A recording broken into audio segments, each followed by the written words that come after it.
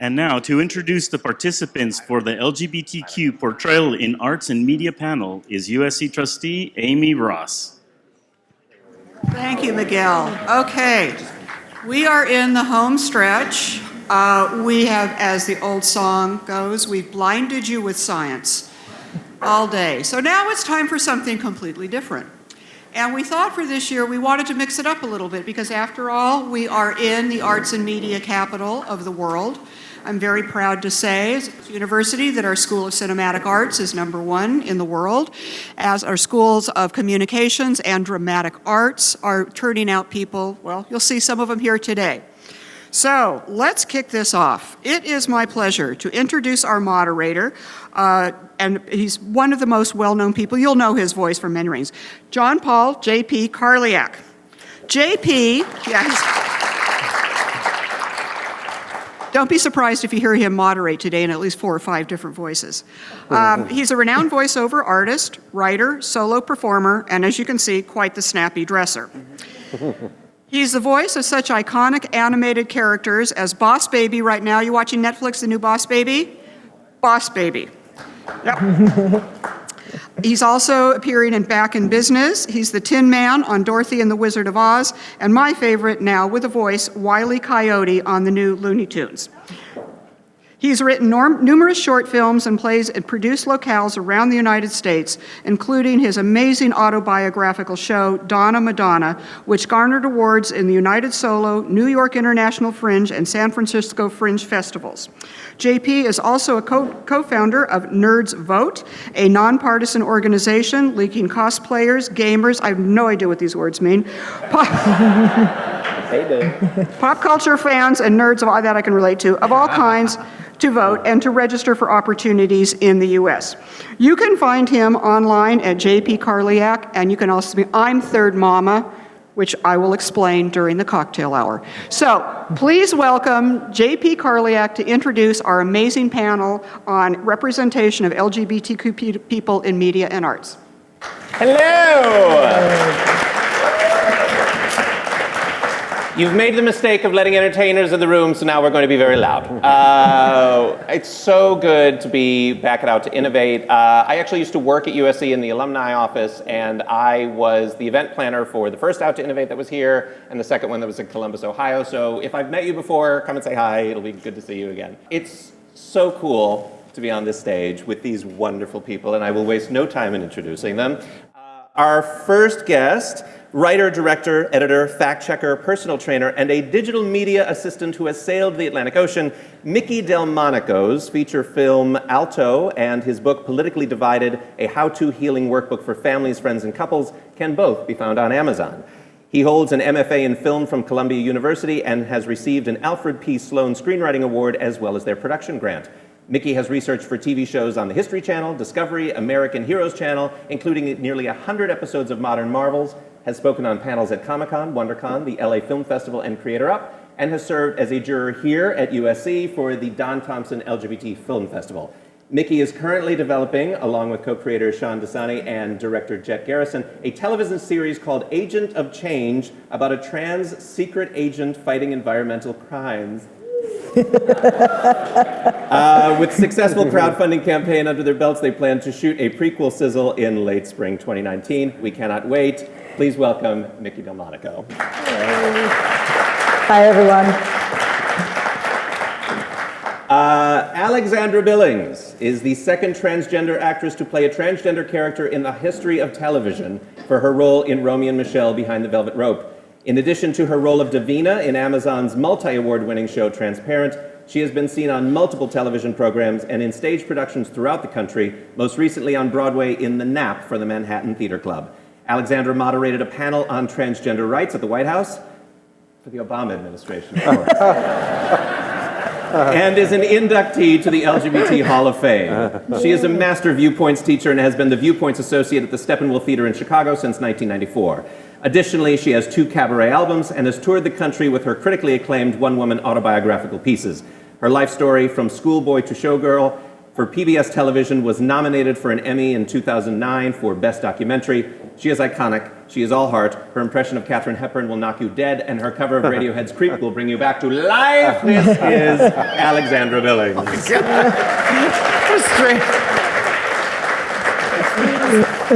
I'm officially coming out as a fan. Christian Clemenson is an American actor most famous for playing Jerry Espenson on Boston Legal, for which he won an Emmy Award. He has appeared in dozens of movies, favorites including United 93, Apollo 13, Broadcast News, Hannah and Her Sisters, and The Fisher King. Chris has appeared regularly in many television series, including Briscoe County Jr., Veronica Mars, CSI Miami, Harry's Law, Turn, Colony, and American Crime Story, The People vs. O.J. Simpson as attorney Bill Hodgman. He is currently working on 911 in an undisclosed role. On stage, Chris appeared in Noises Off on Broadway and Casa Valentina at the Pasadena Playhouse, for which he won a Los Angeles Drama Critics Circle Award. He's a graduate of Phillips Academy, Harvard University, and the Yale School of Drama, and I'd be absolutely remiss if I didn't mention that he played the monstrously gross vampire demon Balthazar on Buffy the Vampire Slayer. Please welcome Christian Clemenson.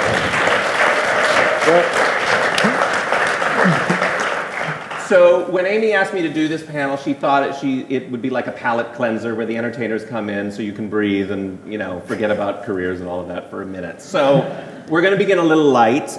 We've all heard the phrase, "I'm not a doctor, but I play one on TV." So I'd like to ask the three of you to tell us about a role or art that you've created that intersected with science, technology, engineering, math, or medicine. Sure. I can start. Go for it. Thank God. Yeah. Well, as you mentioned, I won an Alfred P. Sloan screenwriting grant and production grant for a film called Indelible, which never got completed, but unfortunately, but was about a scientist, a lead scientist. We shot a lot of it in Harlem, and I knew nothing about, I created a disease. I'm not a scientist. How do you create a disease? So I really needed you guys. I'm a little bit of a science geek. You saw me at some of the, sessions this morning.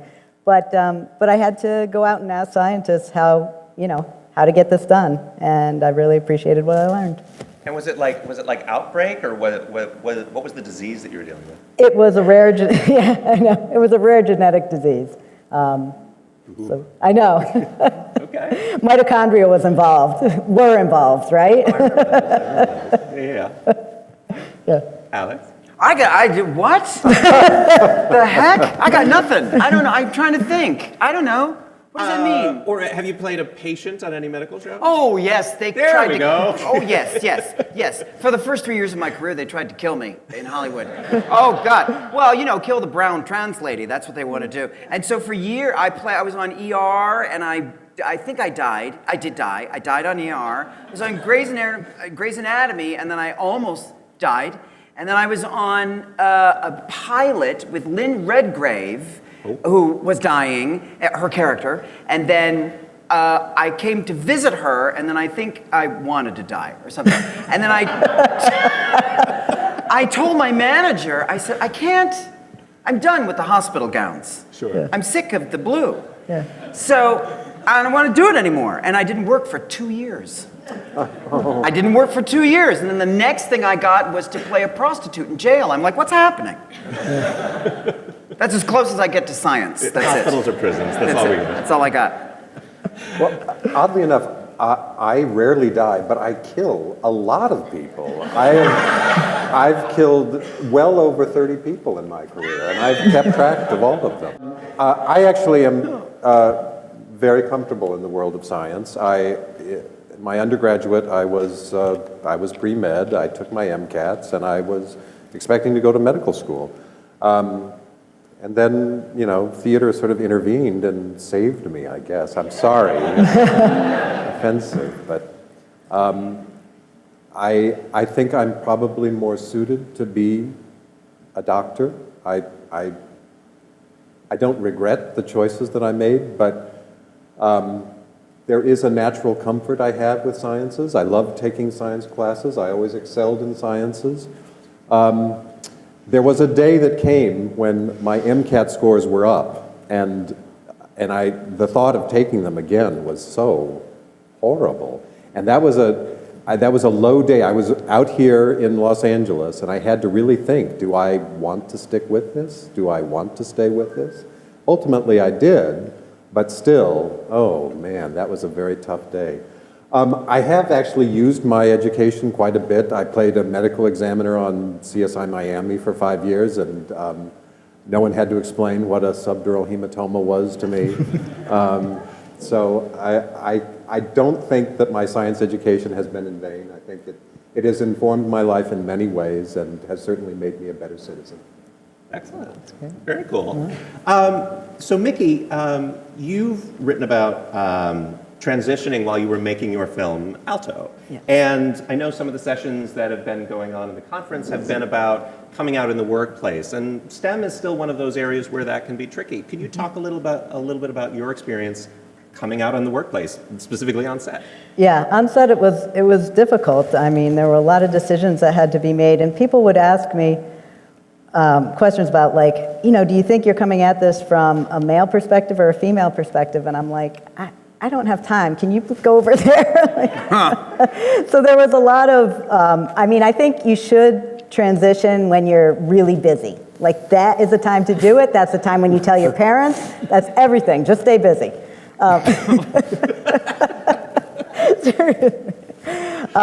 So there wasn't a lot of drama on set. The theme of the movie, however, is 2 girls, 1 gun, the mob. Because coming out to family is hard, but coming out to family is funny. So it's Toast Move, right? So I actually came out to my dad as trans while we were eating cannoli, and I'm not lying. And I was seriously like, leave the gun, take the cannoli. Like, that's how it went. It went down like that. So at the end of it, I did, if you want to find it on YouTube somewhere, I made 7 things to consider when making your first feature film while transitioning from female to male. So that really explains it all. Excellent.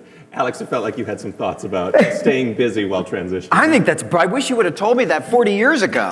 That's a brilliant idea. I think, when you're transitioning, juggle. Like, that's a great idea. Walk the tightrope, and I didn't, when I began my transition, it was 1980. So it was a very long time ago.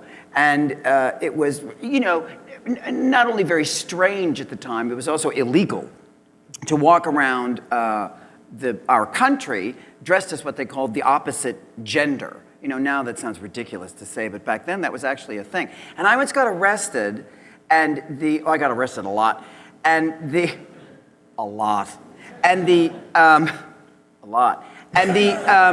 the policeman who arrested me, this one policeman, when he put me up against a car and he put the things on my wrists, I said, "What's?" And I was dressed sort of great in a little Norma Kamali. Remember Norma? With the shoulders? You know what I'm talking about, darling.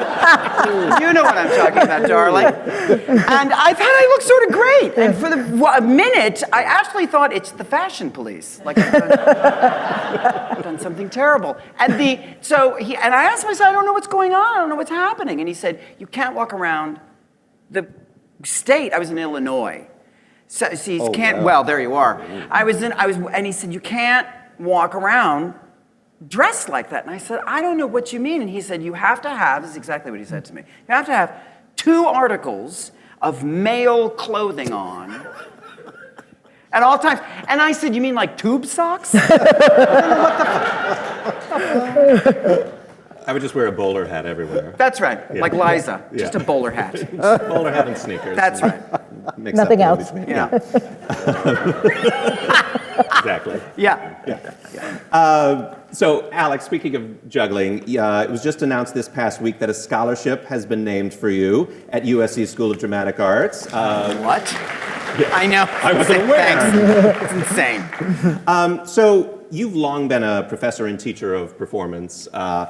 What draws you to this work, especially when it comes to this? The award is specifically for theater students who are openly LGBTQ. What draws you to teaching those particular students? I feel like if we don't speak clearly and specifically to the youth, the LGBTQ youth, if we aren't loud and take up an enormous amount of space, our history will die, not just dissipate, not disappear, not become invisible, but die.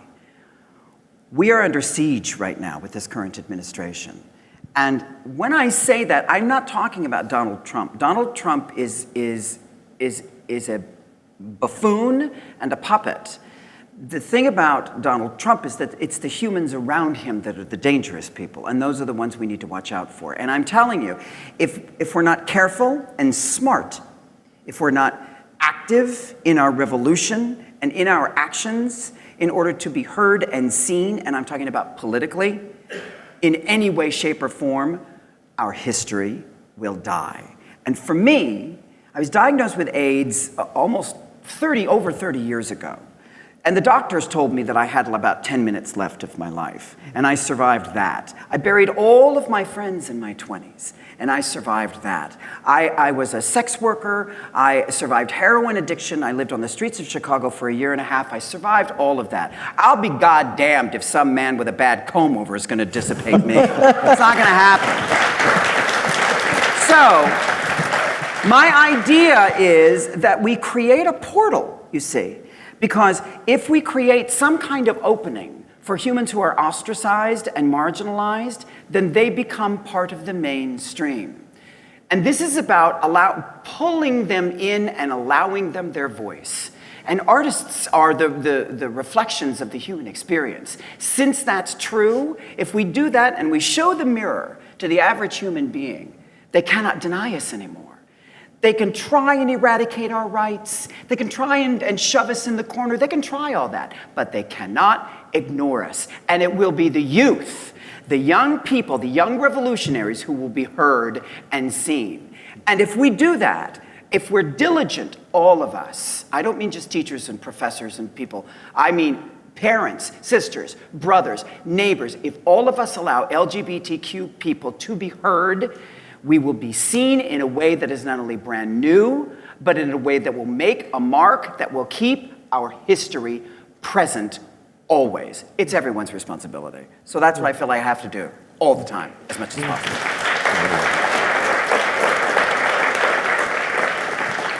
Towards that end, I mean, I think if there's something that we've seen in media over the past few years, is not only the emergence of true representation, but also the importance of it. We've seen it from everything from Black Panther to Crazy Rich Asians to Pose and Transparent and so many different shows. The thing is like, we want to see LGBTQ people portrayed by LGBTQ people. Yes. But at the same time, we also want to see trans and queer people being able to play whatever they want, and cisgender and heterosexual people as well.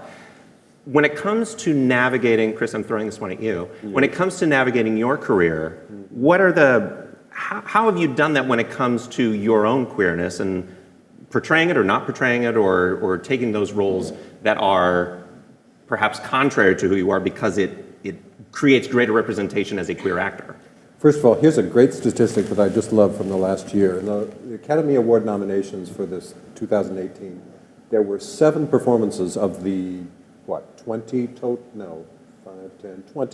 total performances that were nominated for Academy Awards. 7 were LGBTQ. 0 of them were played by LGBTQ actors, which is, I mean, in some ways that's a good thing. It's nice that they are exploring themes and stories that are of interest to LGBTQ people and contain characters like that. But at the same time, there is still, amazingly enough, there is still resistance to casting gay people in gay roles or any roles, frankly. Oddly enough, I rarely play gay characters. I don't eschew that. I've sought every role that I've got. I don't know why that is. It's just, for some reason, I play a lot of sort of gender-neutral characters. And I think that's probably a reflection of casting directors perhaps perceiving that I am gay and therefore not necessarily wanting to cast me in sort of typical heterosexual roles. But I don't know. It's a very tricky thing to navigate still, oddly enough. The gatekeepers, oddly enough, are mostly gay. And that is where most of the resistance comes from still. oddly enough. I am seen for, that's why I played a lot of murderers. I am seen easily for someone who is inhuman and kills people, but to play a dad, that almost never happens in my career. I always played oddballs. That's why there was an English director named Paul Greengrass who knew nothing about my television career, and he was doing a movie about United 93, and I played one of the passengers in that movie, and he had, it was the first time that I played a dad, a father, and it was an amazing experience for me, but that's a rare event, I have to say, still in this business. Yeah. I mean, I find as a voiceover actor, I've been really fortunate sometimes to, as a matter of fact, just this past week, I've had several people say that the voice that comes out of my mouth, they're like, I never expected that voice from this guy. And on one hand, that's a little insulting because, well, what did you expect? What exactly is that supposed to mean, do you think? Well, because they thought a Louis Vuitton purse would fall out of my mouth. I see. Like I'd walk up to the mic, yes, queen. Like, that's what they wanted. And when Boss Baby comes out of my mouth, they get really like, what? And on one hand, it's insulting, but on the other hand, I feel like I've cracked a stereotype there. Yeah. That the next time that they come to the paper to look for, to cast something new, they'll think, oh, the pink-haired queer can play this part, no matter how masculine he is. Well, But that's here's the voiceover. thing. The problem is not, in my opinion, the question is not should queer people play heteronormative roles, should heteronormative people play queer roles. That, for me, it really isn't in the equation just yet. I feel like that's over here. I feel like the container is, who are the marginalized humans on the planet, and how do we best represent them? That's really the question. Because if you have, I'm going to go back a long, long, long time ago and talk about a mini-series that was on the television machine when there was 3 channels. And it was called Roots. And if you look, which was about the African-American experience. Now, you wouldn't dream of casting a bunch of white people to play these characters in a show called Roots. So why in this day and age would you cast a bunch of heteronormative people playing gay people in their own history? It doesn't make any sense, but we're doing it. And we're doing it because we still believe, I think, deep down that being gay, being trans, being queer, anybody under that umbrella is really a choice. If you could stop it, you should just stop it. Really. Most Americans, as much as they love us, believe in the back of their brains, you know what, if you just stop dressing that way, everything would be, right? They really believe, even your parents, and I'm talking to the LGBTQ people out here, even your parents who love you and adore you, in the back of their brains, somewhere in there, they're going, if they just stopped it, they could probably be happier. So we are replaceable, you see. So the question is not, should we play these roles? The question is, when are we going to have balance? When we have balance, when there are 7 LGBTQ people playing those 7 roles, then I think the heteronormative people can take away our chances to act. Until then, sit down. Just sit down. Nobody's asking you to go away. Just sit down. There's a whole bunch of queer artists that I know of that can play this role. Just sit the down. And I think that is happening. I think there is that is sort of bubbling right now as we speak. There are so many out gay actors everywhere in all sorts of different media. It is an amazing time. Yes, it is. And I think that ultimately what I want is a world where I can play straight, I can play gay, I can play anything, because that is what I was trained to do. I can play anything. That's right. We are certainly not there yet, but that is sort of the far-off goal that I would love to see. I agree. And also to the point that you were making earlier, Chris, is that we're playing characters that have a sexuality to them, that have flesh and blood, and full people. Yeah. Right. We want to be full human beings. That's right. Because there is an element where I think what you were saying is true, that there's a clownness that people associate us with. That's right. And they feel that only a heterosexual cisgender actor can play us because they're the serious actors. That's right. Yeah. That's right. We're just comedians dancing. Correct. Yeah. And I do, and if I look objectively at my career, there is this clownishness to it. I do feel that I have, oh yes, that's a clown, that's a clown, that's a clown. I'm not certain there have been fully realized human characters, and that's, I think maybe someday another actor, probably after I'm gone, can have that career, but right now, I don't know if that career exists. Now, Mickey, as a writer and director as well, going forward, as we talked about, we are in that kind of bubbling area where we are starting to see this change. What are the roles that you would like to see start emerging on what types of shows and what types of queer representation would you like to see? Well, I mean, I really think behind the lens is important, although as you mentioned, there is some kind of hesitation when you have power to give power to those in your community. However, I think the writing, having LGBTQ writers is critical. It brings a perspective that we need in those writers' rooms. And some shows are starting to do that, but again, there's a lot of, straight people kind of writing about the LGBTQ experience without that knowledge. Just like I had to go and ask a scientist, come and ask us, we're out here. Yeah. I was actually thinking about that because there's a degree of research and of embodiment that you can't fake. Right. Alex, so your career has gone from cabaret to television to Broadway. On the scale of this is luck and I'm just kind of along for the ride and this is all completely planned and targeted, where do you think it falls? Oh my God, that's so amazing. My wife is here. My wife, who I met in 1976, by the way, is here. I mention that because we had a discussion last night with some friends of ours about this very subject that's so interesting. And I talk about my wife a lot. I talk about her because she's probably the greatest person in my life, the funniest person in my life, the most intelligent person in my life, and certainly the sexiest person in my life. And I have never thought once, oh, that was lucky, because I was 14 years old in Schaumburg, Illinois, which was the whitest suburb on the planet in Illinois. And I was a queer person at a time when you just weren't that. This was 1975-ish, and right around the bicentennial. Never mind. And so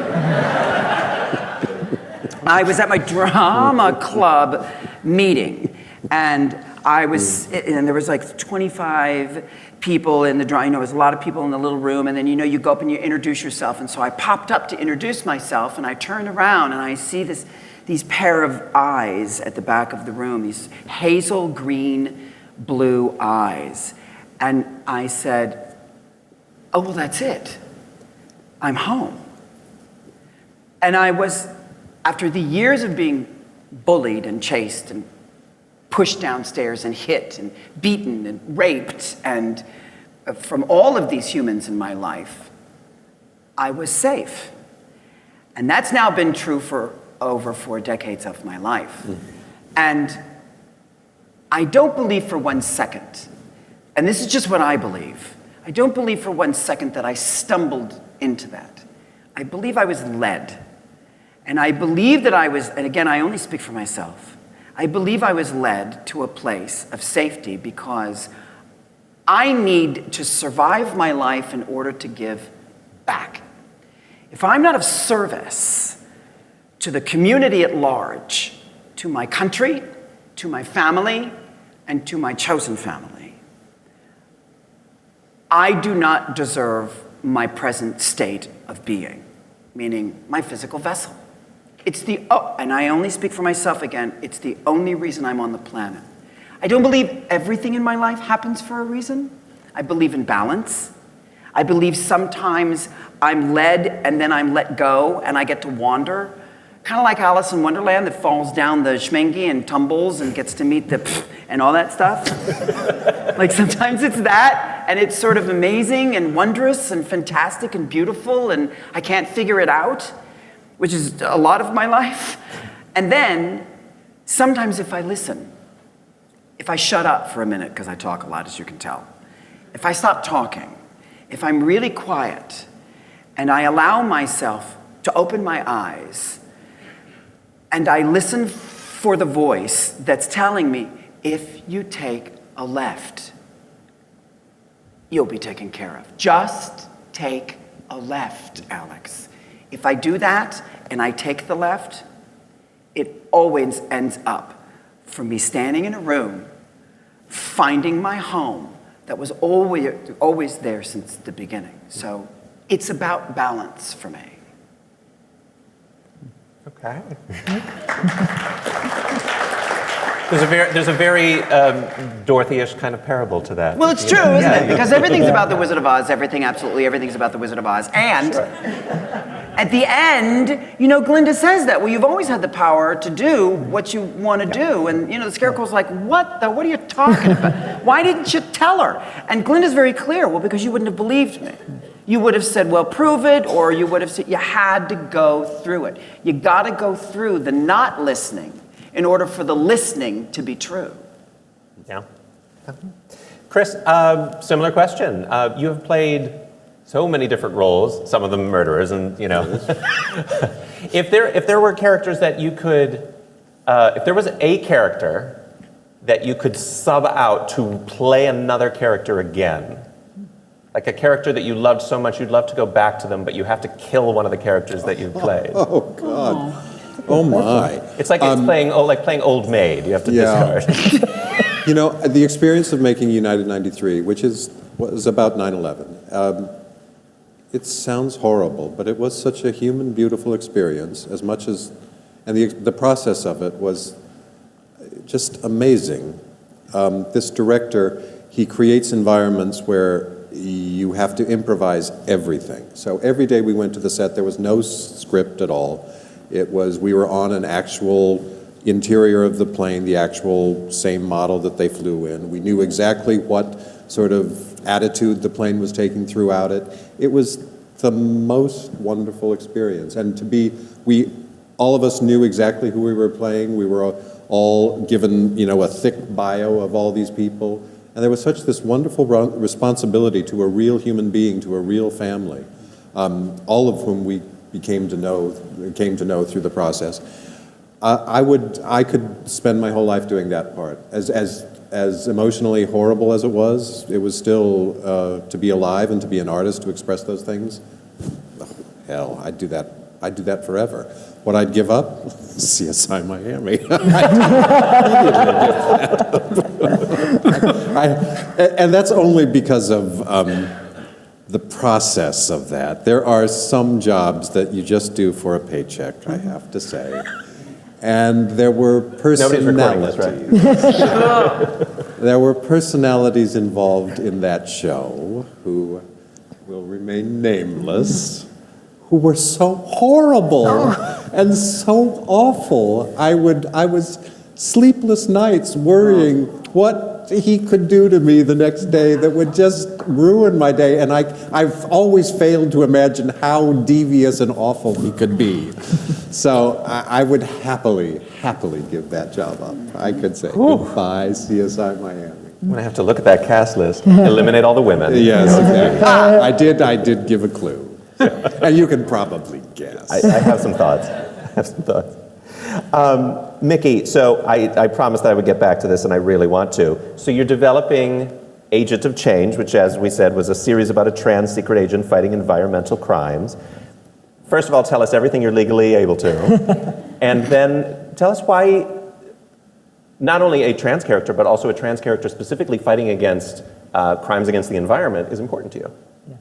Well, I co-created this with Sean Dasani, and he's an actor, and he's going to play the lead role. And as we developed it, we realized that both of us were really concerned about what was going on with the environment, and that it played a crucial role in what we were doing, and what we wanted to be able to talk about these issues in a way that both encompassed, the trans element of awareness, but also brought in the fact that we live on this planet, on this earth, in this time now, and we wanted to investigate that.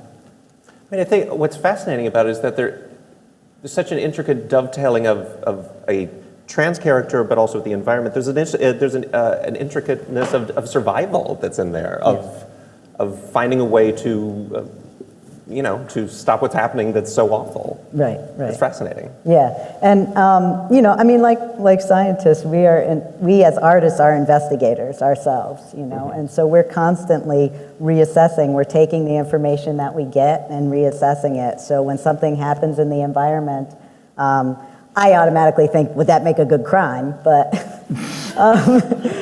beyond that, I think, how can I use this issue to share with other people what's going on and what they can do about it? We don't just want to be, informational. We want to involve people in this process. Sure.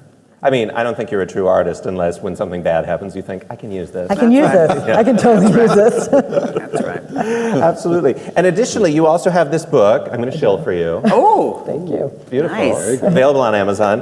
Politically Divided, a how-to healing workbook for families, friends, and couples. So if there's one thing, let's see, what is it? Easter, 4th of July, there's some family gatherings coming up. If there's one thing that we could take into any political discussion so we don't kill our conservative relatives, what would it be? I would say that we all have to kind of look in the mirror and drop the ego and just listen. I mean, there's such a tendency to react, and I get it. I've had to, you remember the cannoli story, right? Well, I've had to just set myself down and be able to listen to what people are saying. I don't agree a lot, but the ability to do that, I think, takes us further in the conversation. And to also, we tend to kind of talk about things we don't know a whole lot about. So part of this book is about learning about the issues that you care about, learning more so that when you are having conversations, you can have educated conversations with people and show them facts. It may not change their mind, and that this isn't about changing anyone's mind. It's just about how do we get in a room and talk with people that we completely disagree with. We may never see eye to eye on certain issues, but we have a relationship. And I think if we start with our families, friends, neighbors, people that we can't just, turn our backs on and walk away, we can then get into a larger conversation with the community. To Chris and Alex, in your experience working in the industry, what are those conversations that you've had specifically regarding your transness or your queerness that have been the difficult conversations, and hopefully ones that have ended positively? Oh, ones that have ended positively. Or not. I mean, we love a juicy negative story. I can't think. The only awkward conversations have generally been with agents, because they worry about everything, and I think they immediately worry about one's career and the effect of that. And those have been the only slightly awkward conversations. I have to say, I mean, the business is on many levels remarkably open and welcoming. I have not had any bad conversations. I've not had any people have gone out of their way to be accepting and open and happy for me. When I got married 3 years ago now. I don't keep the dates. I'm bad at that. That's his job. Everyone was thrilled for me. I mean, I heard from people I hadn't worked with in 20 years, and everyone was very, very happy for me. I've really not had any bad experiences. I mean, whatever sort of homophobia exists in the business, it's well hidden, and it's not overt. Yeah. So. And I think that's the truth, that it is very well hidden. And most of the people that we deal with on a daily basis, all good. They're great. Yes, yes. Yeah. Alex, you had a juicy story there. Well, I think it's different for trans people. Sure. Because we're like new. Like that's the way Hollywood is, like, oh look. We sort of popped up in the 80s, like we didn't really exist until like cocaine was invented, and then trans people. That was odd. So I feel like Hollywood is still like, they're trying to like, they're not really sure, you know. When I first started acting, RuPaul was really it. Like, that's the only template anybody had. And if you weren't RuPaul, they really didn't know what to make of you. I once went, you're familiar with Candace Cain? You familiar with her? Just Google her, because you won't believe it. You'll just look at her and go, what? Like, just a fabulous looking human being and just lovely. And she was on a show called Dirty Sexy Money for about 15 minutes. And she was, I think, the first trans person to play a reoccurring trans role in the history of television. So she's, and she's great. Super smart and just great. She and I kept meeting at these auditions, because at the time when I first started auditioning, there was 4 of us. It was like me, her, RuPaul, and some lady. And Ruth Buzzy, I think it was Ruth Buzzy. But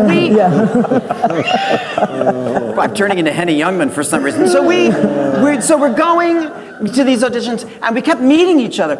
And Candace and I would just laugh and laugh and laugh. Like, we're the only 2 trans people being called, but we're like, what the hell? And it was always for like trans lady number 4, some like didn't have a name, or like, used to be Chuck, or like that kind of thing. Wait, when there's only 2 of you, how do you get 4 trans women? Well, because, exactly, that was the problem. Okay, it was like Stan played a trans woman, and then Henry played, and then it would be me and Candace. So we were at this one audition with these people who I won't mention, and it was an improvised show. And this is a prime example of sort of what we went through. And you got a little piece of paper out in the lobby, and they gave you this piece of paper. It was the situation, and you were supposed to come in and then improvise this situation with the star of the show. So they're in the hall, and Candace and I, and a whole bunch of other men in drag, like men, like you, with a wig on.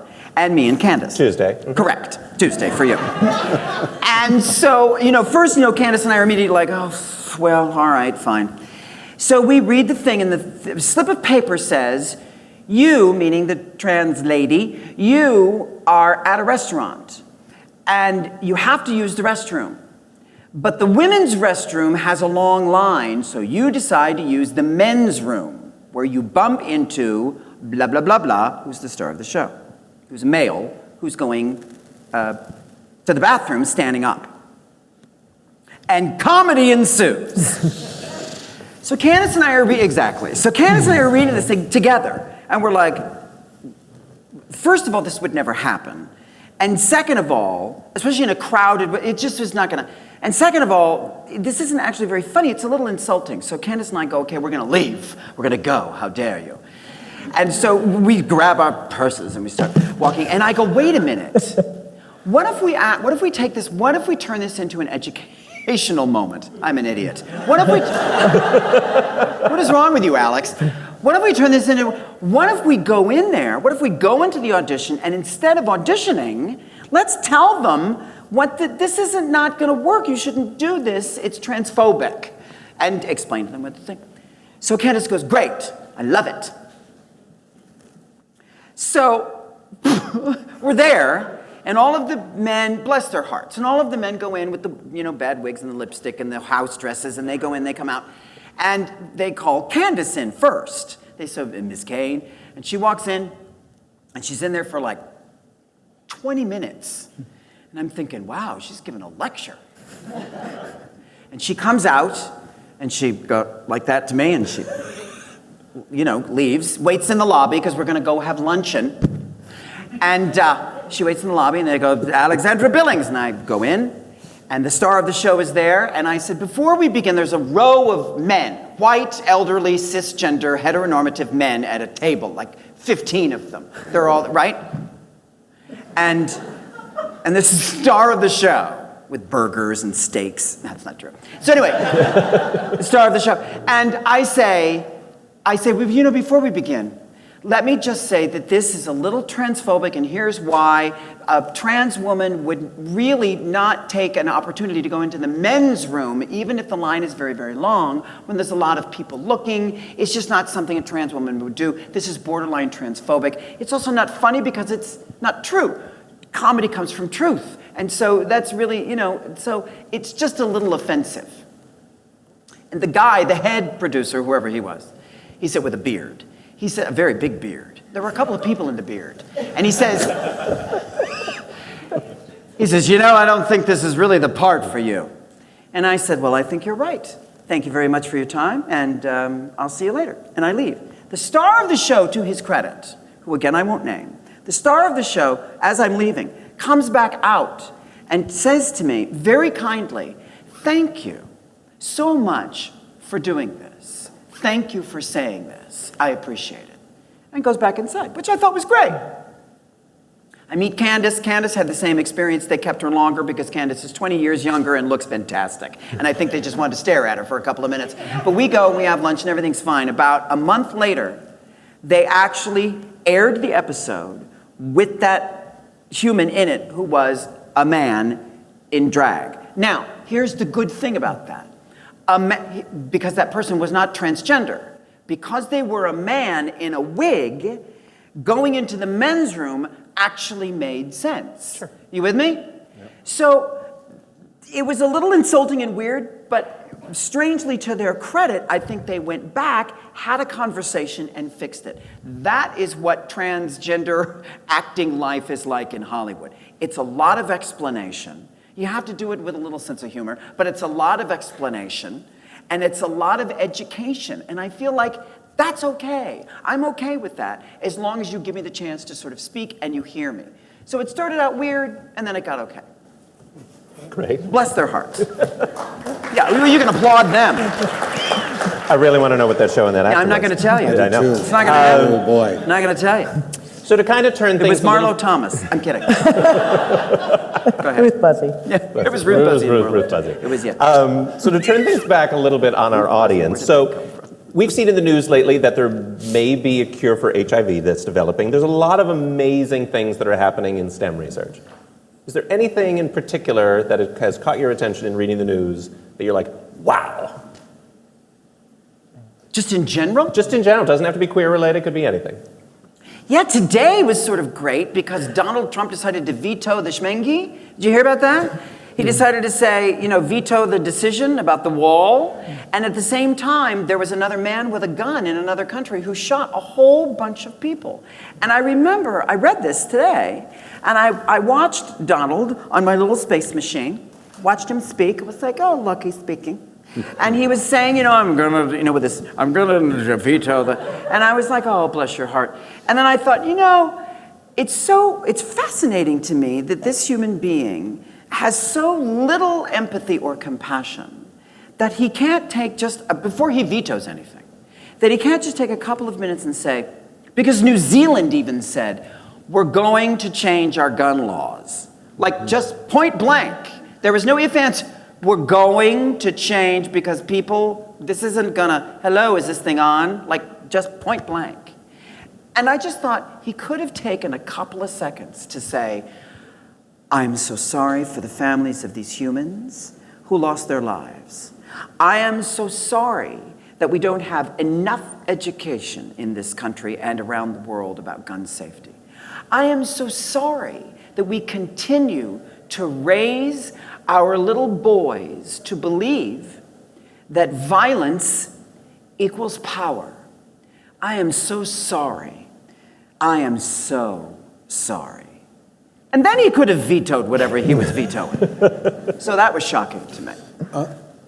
For me, I still am amazed, and I feel so lucky that I have lived through the digital revolution. I mean, I grew up in a small town in rural Iowa, and before there were computers or the internet or anything like that. And for me, I would go to the local library, and that was my view of the world outside of Humboldt, Iowa.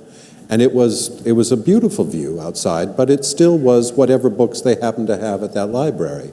And now I think to this young gay kid in Humboldt, Iowa, has the world open to him. He's not limited to the books that are there on the shelves. He can literally see anything he wants to in the world. And I think that is a revolution that we still are not quite, we don't have a grasp of how great that change is. I think that makes everyone's life better, everyone's life easier, and I think we are still learning to be grateful for that. I mean, for me, I'm so happy that I have lived through this and that I have seen at least a part of this. And I think of that kid in Iowa and I go, gosh, good for you. Good for you. Yeah. I do wonder, though, with believe me, I'm thankful for the internet, too, and every bit of it. But I just do wonder if there's an element of inundation, that we have access to every little thing Sure. that's in front of us. We And have also, too much information now. Yeah, and we also have, getting back to portrayals in media, we have so much media that I think one of the blessings of there being a dearth of media is that we get to see ourselves portrayed in it, but we also get to see a very darker side of things portrayed as well. And I think what I'd love to hear from you is, what do you think where are we headed? And is it scary or is it hopeful in terms of this breadth of media that we're getting that has all of that stratification of the good and the bad? Well, I would agree with you. I think that it's a powerful, because I'm 57 years old. I come from a generation where none of these space machines weren't invented. And since the invention of the space machine, it's like, well, first of all, the porn, my God. And then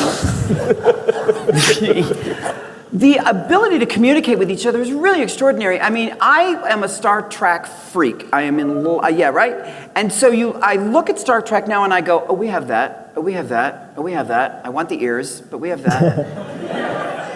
And I'm amazed at the expansion of the human experience because of these things. I am obsessed with social media because I can't tell you how many messages I get from trans youth in Biafra, Uganda, Thailand, places where being transgender is not just wrong or bad, they're punishable by death. And I mean, they're being thrown off buildings. They're being hung in closets, set fire to in the middle of town squares. And this is not an exaggeration.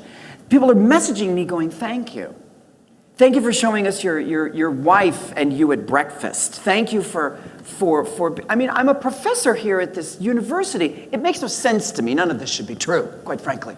So I'm so inundated with gifts. The fact that I can share it with people that are across the world is extraordinary to me. So I think we're headed towards the edges of infinity. I can't wait. I can't wait. I am a little worried, though, about things like I'm not on social media. I'm not on Facebook. I'm distrustful of them, and I think the social connection is not a real connection, and I think there are some limits to it. And as much as I'm grateful for all the information that is available to us, I think sometimes the social connections are, I don't know, a little odd and maybe an underlying falseness to them. I think there needs to be balance. As long as you're present in your own life, just as much as you're present on the machine, Right. I think that can be just as healthy. I'm going to open a Facebook page for you, darling. No, you're Yes, I am. Yes, I am. I'm going to. Yes, I am. I'm going to put all your pictures on it. no. And I'm going to follow you around with a camera right now and film you. No, but I Chris, I do agree with you in the sense that I remember I was once engaged and had a massive breakup with that, and then somebody came up to me and said, I'm shocked that you two broke up. You looked so happy on Facebook. And I'm like, well, we usually didn't live stream our fights. We probably should have. We would have made money. But like, but we definitely curate, what our social media presence is, and there is a falseness to it. There is definitely. I was actually just listening to this podcast, not to tangentialize too much, but it was about this youth in Wilmington, Delaware. He was an African-American boy who. His Instagram was just filled with gang signs and holding guns and holding cash and stuff like that and making like tough faces and everything. But in life, it was all facade. None of it was real. The gun was like he took it out of his dad's cabinet, he posed with it, he put it back. Like, he was never arrested, he was never a criminal. And because of this persona that he created on social media, he got shot. Oh, gee. Because somebody believed that he was this tough guy that needed to be taken down. And it is this persona that we create. Now, we don't, not in the same level, but that we do create a fictitious version of ourselves for social media that is very different from who we are in the Well, in the it really natural is world. about balance. You've got to have balance, and I think that if you're under a certain age, your parents should be watching. I definitely think that that's true, and I think that we, especially as queer folk, have a responsibility to each other. I mean, there were so many times when I really thought I was the only trans person on the planet, and now with these machines, there are people across the world who know that that's not true. So I think it's balance. There's good stuff and there's bad stuff. We just have to be diligent, right, and careful. Yeah. Yes, because there's also a fear of being seen. You know, it's a Yes. desire to be seen, but also a fear that's very real That's right. for many people. That's right. Yeah. Look who's here. Yeah. Hi. Have I been going long? I'm sorry. That's okay. I'm going to, Mickey has this for a director's voice. Cut! Wow. Stop talking. Excellent. Now, I know. We could probably stay here all night because this is absolutely fascinating, but I know there are going to be a lot of questions Sure, out let's there. go So to- I want to, so before we just get to some questions here, how about this? Was this like the sorbet?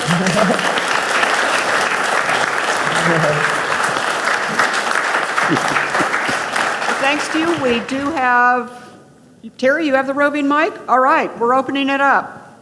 So a lot of us are lucky to be here in various different ways, even today, but in general in our careers. We made it where a lot of people haven't. Some people aren't even alive.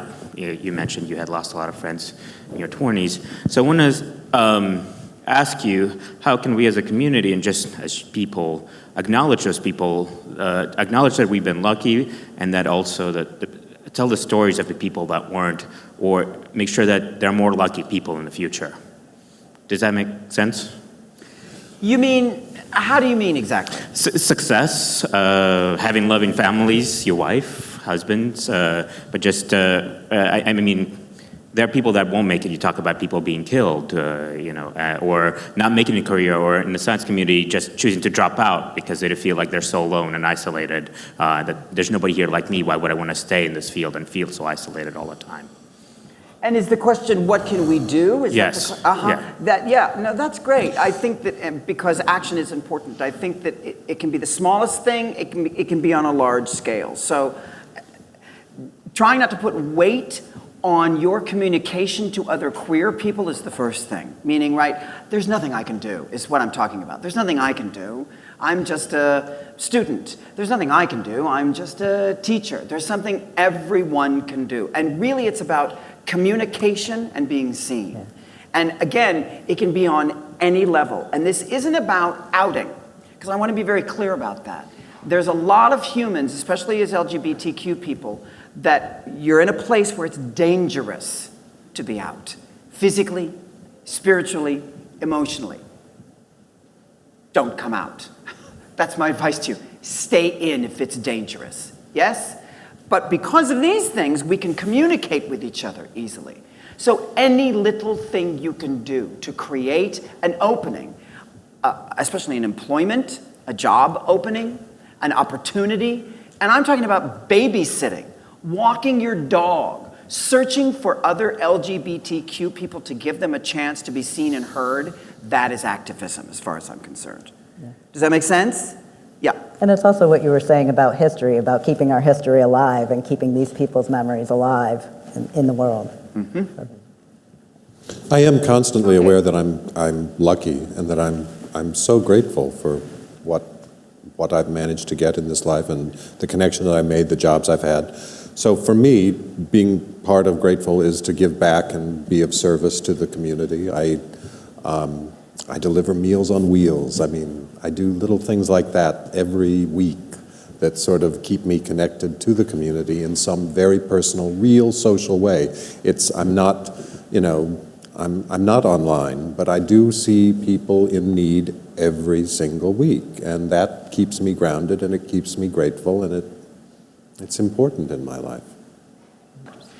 Hi, so I'd like to ask a question about your perspective on not just the amount of representation that we get in the media, but also the types of representation that we get, because you see a lot of things like, there's this trope about dead lesbians on TV and stuff like that, and I'm wondering if you have thoughts on what can be done to combat that type of thing, and also, do you think that situation is getting better, or do you think that there's still a long way to go, or all of the above? Well, I mean, I'd just like to take this one for just 1 second, in that one of the coolest things that I've seen in representation over the past couple of years, now granted I know I'm in voiceover and a nerd, but is the emergence of queer characters in children's programming.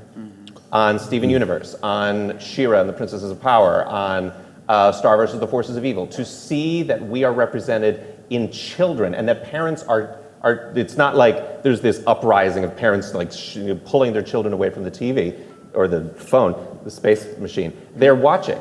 They're seeing that, and they're seeing themselves from a very young age being represented in the media. I think that is a massive change. And also, what I love about so many of those portrayals is it's not like a very special episode with a lesbian. In most cases, it's not even. That's the title of me and Amy every time we go out for dinner. Really good. Really good. No, but it's barely even called out. It's so natural and beautiful that nobody that's watching it, no child that's watching is like, oh, this is strange or this is out of the ordinary. It becomes their normal. That is something that speaks to me in the change that we're going through. We need more of it. And I'd love to see more diversity. A big driving force in the change is that we now have queer representation on every level of production. There's a show on Comedy Central now, which I urge everyone to watch, called The Other Two. And it's created by a gay man, it's largely written by gay people, and it has a representation of gay people that it is so honest and so real, I have never seen on television before. And that happens because there are so many gay people now involved in the creation of television on all different levels. And that can't help but change the way, we are portrayed. So my question was kind of triggered by something that Alex said, is that in the back of somebody's head, there's always that choice that we have, that we are homosexual or trans or whatever. And I saw some incredible sessions today, and I sat down and heard LGBT over and over and over again, but I couldn't help but think that I was listening to just LGT, and that the B is just kind of shoved in there just because it's part of the LGBTQ acronym. And it made me think of the bisexual community, and even today, and how they're discriminated against not only by the heterosexual community, but also by the homosexual community. And how a lot of people think, even the homosexual community, that it's a choice to be bisexual or a gateway to be gay. And there's a lot of experience up on the stage right now, and I just wanted to take your take on what do you think about that, and have you experienced anything with the bisexual community, and maybe even in the entertainment industry, or not really sure where I'm going with this, but just kind of putting some light on the bisexual community, because I feel like they need some representation. It's such a great question. I always say that throughout my love life, I've pretty much slept with everyone, with the exception of the people up here on the stage. I've slept with all of you. You don't remember? No, I don't remember. Oh my God. It was in the 70s. I don't remember much of the 70s. So I feel like love is, as we know, as is our tagline now, love is love. The problem is, historically, we need to look at the LGBT historically, the acronym historically, because historically it started out just L and G. The G came first. This stemmed from the AIDS plague. ACT UP actually was one of the very first organizations that gave us any kind of acronym. Now you have to remember, a lot of you may be really young to remember this, but when the AIDS plague happened, it struck the gay male community first. And the people that survived were the gay women. And those became our caretakers. And we forget that. The LGBTQ community, you guys, is a lot like New Yorkers. They disperse into their own apartments until something horrible happens, and then they all come together like glue. And that's true of the queer community. We go into our own little corners until something happens, and then we all come together. What we want to be careful of is waiting for the next thing to happen. The bisexual community is still, again, much like the transgender community, in our own community known as a choice. I'm going to decide to sleep with this person. I'm going to decide to sleep with this person instead of us dealing with our brand new slogan. Love is love. Let's deal with each other on a human level, before we start worrying about our genitalia and what we do with it and who's doing what with it and where it goes, where it belongs, in whose hands, none of that matters. Because when the next thing hits, and it's coming, people, it's coming. The next thing is coming. We need to not only be ready, we need to be cohesive and clear. So here's the solution. Talk to each other. Reach across in the queer community. How many transgender friends do you have? Friends, not people you know. Friends that you have on your space machine. How many do you have? How many L people, B people, G people? How many lesbian women, how many gay men are on your phone, or trans men are on your phone? If they're not on your phone, find them. That's your responsibility. That's how we teach each other. We're in each other's houses. That's how we teach each other. Yeah? One more question.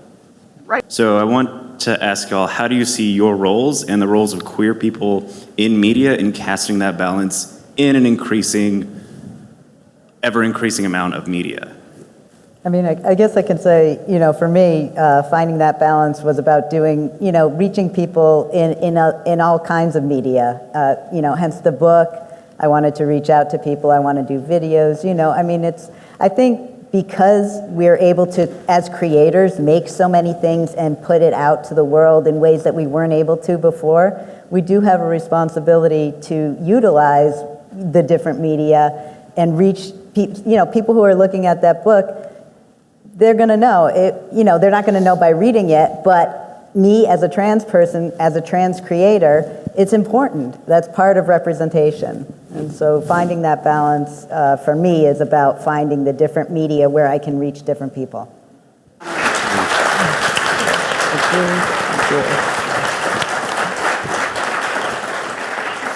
Before we go, I just have one last question for each of you. What is the next thing we can see you on or that you're doing that we should all hear about? Oh, 911 911. on Fox. Yes. Okay. Our final season of Transparent is coming in September on Amazon. It is an hour-and-a-half movie musical. Oh my God. I know. Judith Light is brilliant in it. I just want to go on record as saying that. Also, I have a concert coming up here at USC in the Bing Theater to raise money for the Alexandra Billings Scholarship to help LGBTQ youth. That will be May 1st. If you're interested, I will give you information on that. And Alto can be found on Amazon Prime. Politically Divided is also on Amazon. I'll probably put links on the app because, we can do that now. Because we all got Because we can do that now, right? Thank you, everybody. It's been a pleasure. Thank you all. Thank you guys so Thanks, much. you That guys. was wonderful. Amazing.